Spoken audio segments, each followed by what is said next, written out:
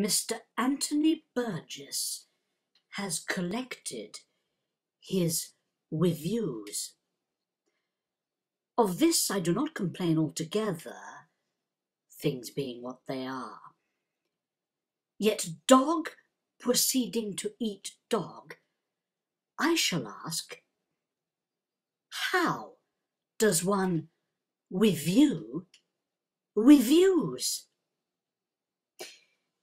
Perhaps, to begin with, by abstracting sentences, to get at the mind of the reviewing writer, at his mental style, which I shall do, with one or two comments.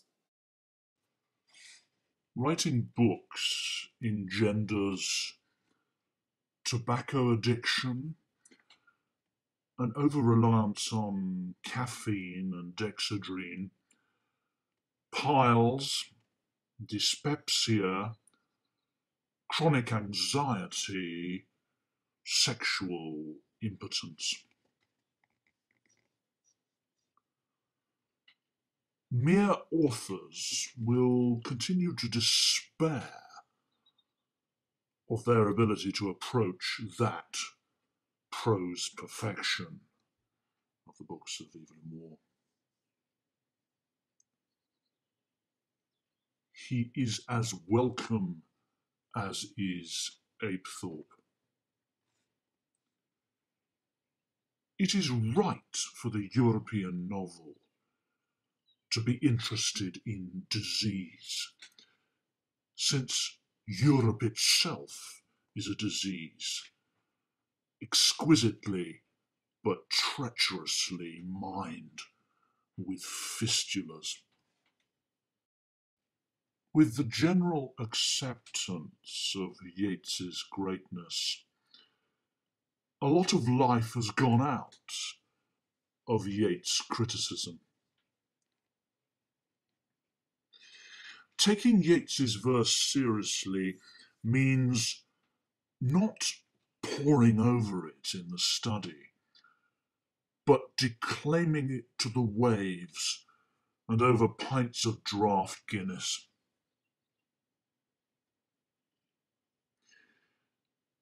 Dylan was the greatest lyric poet of the 20th century.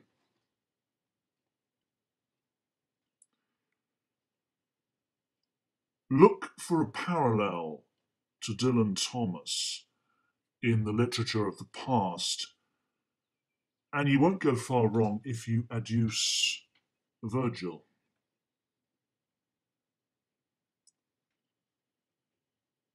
Lament for a Maker, novel title for an obituary of T.S. Eliot.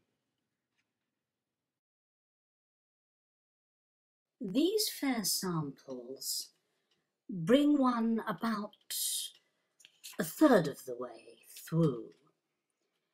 I have quoted them less because they are silly, but surely some of them are a trifle bizarre, than because the words do exhibit a quality, unlike the blue in Cézanne, which no one will find other than coarse and unattractive, I should think, or hope. I find a desire to please in rather an ignoble or sneaking way, the style that slaps its own back and ours. One goes back to the Pre-Raphaelites with love whenever one of our art students starts whining that nobody will buy the canvases he's ridden over with a wet bicycle. I suspect this reviewer's anxiety to convince himself, perhaps more than others, that an insatiable liking for words amounts to the ability to use them well and to distinct purpose.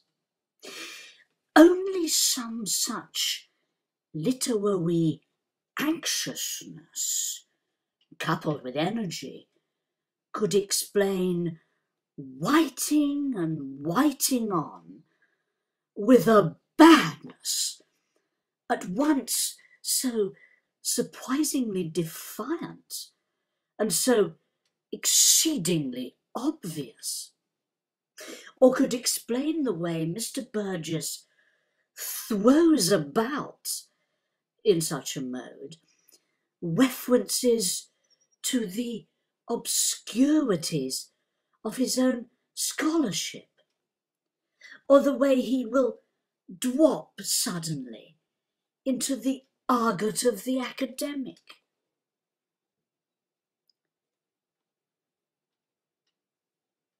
Another trick, an allied trick, is to be where the rest of us usually are not.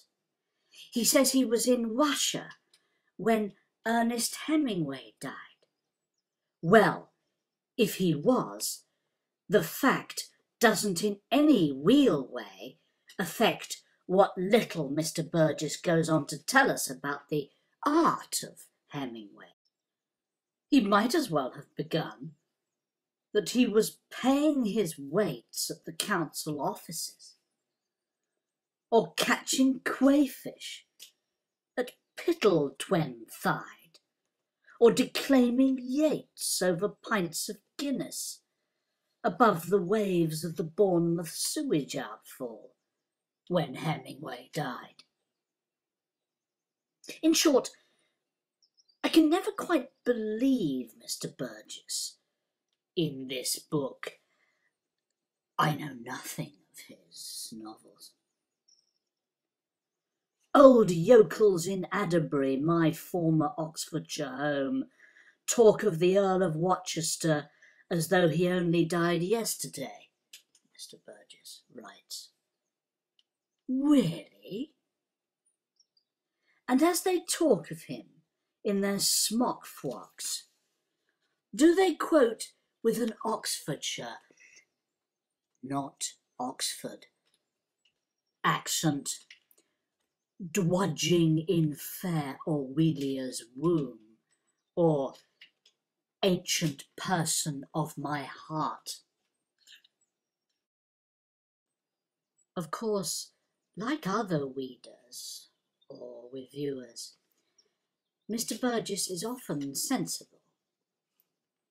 He does promote one or two notions. For example, art offers unity instead of conflict, which really is no more than one of many puffs of wind from some familiar quarter filling out Mr. Burgess's jeans and shorts to a masculine or muscular semblance on the clothesline of this rather small back garden.